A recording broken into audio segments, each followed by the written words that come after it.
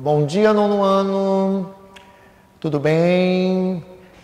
Hoje eu estou aqui gravando esta aula, E essa aula de hoje é voltada para essa obra maravilhosa do romantismo português que a gente, há alguns meses a gente vem estudando, mas por conta, dessa crise, dessa pandemia que vai passar, a gente teve uma pequena interrupção, ok? Mas hoje eu vou dar continuidade. Na aula de hoje eu vou rever alguns pontos que são extremamente importantes para a compreensão da obra. Então, como eu já falei para vocês várias e várias vezes, a gente não pode ler uma obra, como uma obra dessa, Amor de Perdição, de Camilo Castelo Branco, à toa, não. Então, há uma série de coisas existentes lá na obra que a gente precisa compreender. A gente precisa compreender para ter uma compreensão melhor daquilo que a gente está lendo. A gente não pode ler uma obra literária de qualquer jeito, não.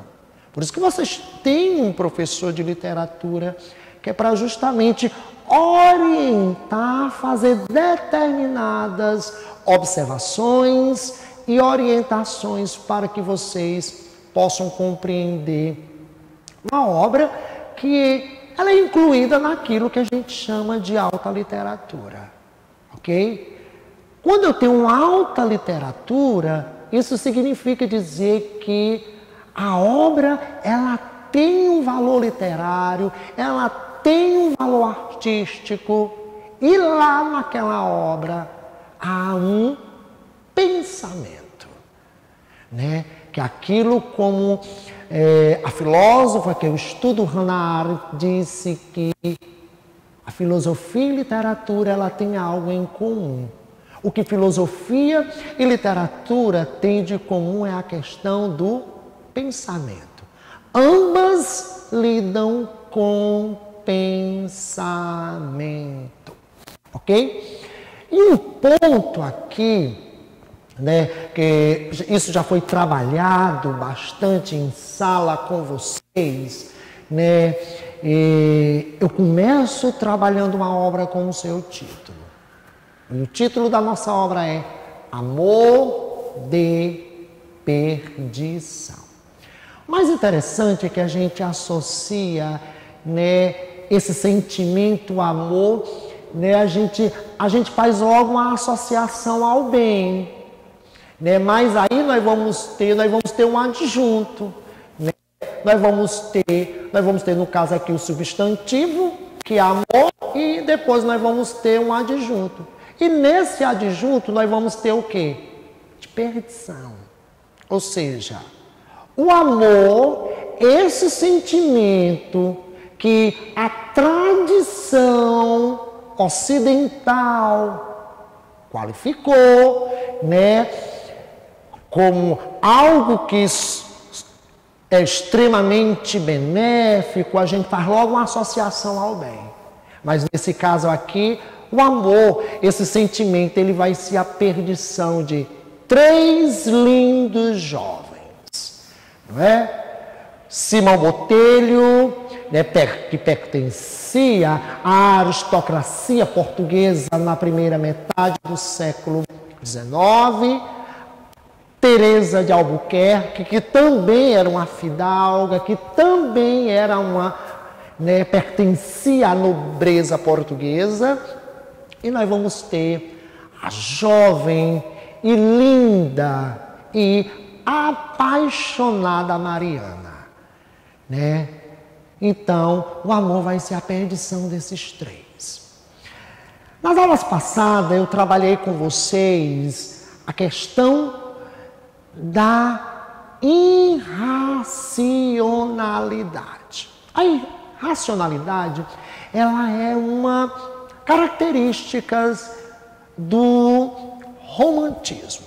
Lembrando a vocês que essa obra do Camilo Castelo Branco, ela faz parte do chamado romantismo português. E mais especificamente, o chamado ultrarromantismo português. E nessa obra nós vamos ter essa característica. Gente, essa característica, ela é extremamente visível dentro dessa obra do Camilo Castelo Branco. Que vem a ser um irracionalismo. Porque você pode fazer a determinada pergunta, mas como assim, professor? O senhor pode dar aí um exemplo para a gente? Posso sim, e eu vou dar agora esse exemplo para vocês. Se vocês observarem bem, e isso também eu já trabalhei bastante em sala de aula, que tanto Simão Botelho, vocês se lembram que o Simão Botelho, ele deixou aquela vida de bebedeira, ele deixou aquela vida de arruaça devido ao quê? Devido ao amor, né? Logo no início, o amor, ele vai provocar o quê? Ele vai provocar uma mudança no comportamento de Simão Botelho, a ponto da própria família de Simão Botelho se admirar do comportamento do jovem. Beleza? Uma outra, Teresa de Albuquerque. Você vai ver que Teresa de Albuquerque, ela vai ficar tão apaixonada, né, por Simão Botelho, que ela vai chegar ao ponto de enfrentar o pai. Né? Isso pode ser simples, né? Nós vivemos em pleno século XXI. Mas uma menina que não tinha ainda nem 18 anos de idade, enfrentar o pai, bater o pé do chão e dizer para o pai que não quer se casar com o seu primo Baltazar, quem deu essa força, quem fez, o que fez, né, a origem, né, o que fez com que Teresa de Albuquerque enfrentasse o pai e dissesse para o pai que não ia casar com seu primo Baltazar, foi o amor. E agora a gente vai falar sobre Mariana, né, que Mariana, né, essa personagem que de uma beleza, né, uma personagem de uma dupla beleza, né? Ela tem tanto uma beleza na alma, como ela é bela esteticamente. Lembrando que eu gosto de vez em quando fazer essa conexãozinha com e é preciso fazer essa conexãozinha com a filosofia. Então, onde é que entra aí a questão do irracionalismo? É que Mariana deixa tudo, abandona tudo para estar perto de seu grande amor, que é Simão Botelho. No caso, né, que essa é a característica que nessa aula eu vou dar bastante ênfase, né, vou dar essa ênfase, esse destaque bastante aqui sobre essa questão do irracionalismo. Eu falei para vocês que, primeiramente, né, Simão Botelho ocorre uma transformação boa. Né? Simão Botelho deixa de fazer arruaças, deixa de bebedeira, deixa de farras, né? E se concentra no estudo. Ele vai se concentrar no estudo justamente porque ele quer se casar com Teresa de Albuquerque, ele quer dar uma boa vida para Teresa de Albuquerque. Tudo que Simão faz, a partir desse momento, a partir do momento em que ambos vão se apaixonar, e eles vão saber, como é que eles vão se apaixonar, professor? Eu já falei isso bastante em sala de aula, né? Ele está lá na janela do seu quarto e ela também está na janela do quarto dela, né? Ambos tinham janela de frente para a casa um do outro, e ambos vão se apaixonar somente, né? Vão se apaixonar nessa distância, né? E aí há uma coisa também que eu acho muito interessante, que a arte, que a literatura trabalha muito bem, que é essa mística, né? Que é essa transformação, que é isso que há no olhar das pessoas. né? Que eu vou deixar para trabalhar isso em sala de aula e eu vou deixar para trabalhar isso também em outras aulas com vocês, ok? E vão se apaixonar, né? É irracionalismo, aqui no caso, justamente pelo fato do seguinte: todas as ações, tantas ações de Mariana, quando Mariana se apaixona por Simão Botelho, as ações do Simão Botelho e as ações de Teresa de Albuquerque, essas ações não serão mais dirigidas, conduzidas pela razão. Essas ações serão conduzidas pelo sentimento, né? Vejamos bem, nós vamos ter duas coisas aqui que vão se opor. Quando a gente passa para a história do pensamento ocidental, a racionalidade, ela vai se opor ao sentimento. E aqui nós estamos lidando com o sentimento, mas com o sentimento de um modo exagerado, de um modo exacerbado. Coisa que a tradição do pensamento ocidental, ela vai o quê? Ela vai repudiar isso, né? Ela vai repudiar, ela vai negar, ela vai ter como algo que não é bom para os indivíduos esse excesso de sentimento, né? Esse excesso de paixão, né? Porque quando a gente vai para a tradição do pensamento ocidental e também para a tradição cristã, o que é que nós temos? O exagero, ele é o quê? O exagero, ele é visto como algo ruim. O exagero não é visto como algo bom. Isso não é somente na história do pensamento ocidental. Isso também nós temos também na tradição cristã também. Ok? Beleza? Então, a questão do irracionalismo, né? Primeiramente, Simão Botelho, ele vai o quê? Ele muda o seu comportamento. Mas depois, quando ele vê que há um empecilho, no caso aqui o empecilho, né, tanto o empecilho de Teresa de Albuquerque, quanto o empecilho de Simão Botelho é a questão das famílias. São duas famílias inimigas. Sabemos muito bem disso, isso a gente trabalhou bastante em nossa aula, que a gente pode fazer até uma pequena conexão, né, com uma peça que ela é clássica, né, Romeu e Julieta.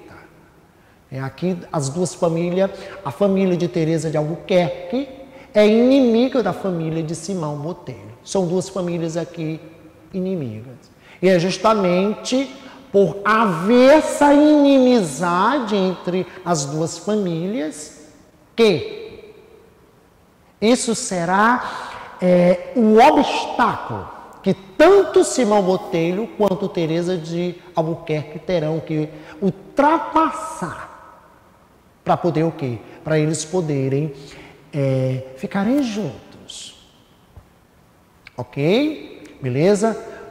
Até aí, tudo ok. Mas acontece o seguinte, agora vamos dar prosseguimento a esse irracionalismo. Simão vai ver todo esse obstáculo. E Simão, ele está dominado por esse sentimento. Presta atenção. Ele está dominado por esse sentimento que é o amor. E a partir daí, ninguém mais segura Simão. Tudo que Simão vai fazer, a partir daí, quando ele vê esse obstáculo e quando ele sabe que a sua amada está sendo conduzida para um mosteiro, para ficar trancafiada justamente para que ele não tenha acesso à sua amada. Ele vai fazer de tudo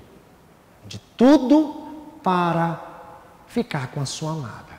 E, inclusive, ele vai atentar, ele atentou e, no caso, ele vai matar o seu primo, vai matar o primo de Teresa, que é Baltazar. Né? É por isso que, né, agora vamos voltar aqui para o título da obra, Amor de Perdição. Né? O amor aqui, ele não trouxe, o amor aqui, ele vai trazer, no caso aqui para os três, o amor aqui será a perdição. Tanto a perdição de Mariana, que vai, né, que lá no final da história, eu não vou dar o spoiler aqui agora, vocês precisam ler essa passagem do final da obra, que é uma passagem que é trágica, mas que ao mesmo tempo é de uma beleza fantástica, certo? E será também a perdição de Mariana, a perdição de Teresa e a perdição de Simão. Então, aqui para recapitular, para a gente poder aqui encerrar a nossa aula de hoje. Nossa obra, Amor de Perdição, ok? O que eu trabalhei aqui com vocês foi justamente o irracionalismo, ou seja, os três personagens, Simão Botelho, Teresa de Albuquerque e Mariana, eles são dominados pelo sentimento. No caso aqui, o sentimento é o amor. Ou seja, as suas ações, elas são conduzidas não mais pela razão. Eles não pensam mais naquilo que faz, certo? Tudo que eles fazem é movido por esse sentimento. E eu vou deixar aqui para vocês, o capítulo 12, o capítulo 13. Eu vou querer que vocês façam uma leitura em casa destes dois capítulos. Na aula que vem eu vou trabalhar, o foco da aula que vem será justamente em cima do capítulo 12 e do capítulo 13. Ok? Qualquer dúvida é só ir lá no grupo, tira a dúvida, ok? Que eu terei o maior prazer de responder, de tirar a dúvida de vocês. Então, saudades de estar com vocês, né? Essa sala numerosa, mas que é uma sala maravilhosa do 9º ano. Um abraço aí virtual em todos. Fiquem em casa e não se esqueçam. Lê um bom livro, gente. Assista um bom filme, ok? Lê uma boa literatura, uma boa literatura, um bom romance, uma poesia, uma crônica, ok? E também assista um bom filme, uma boa série, beleza? Tchau, tchau, beijão para todos, tudo de bom e fique em casa.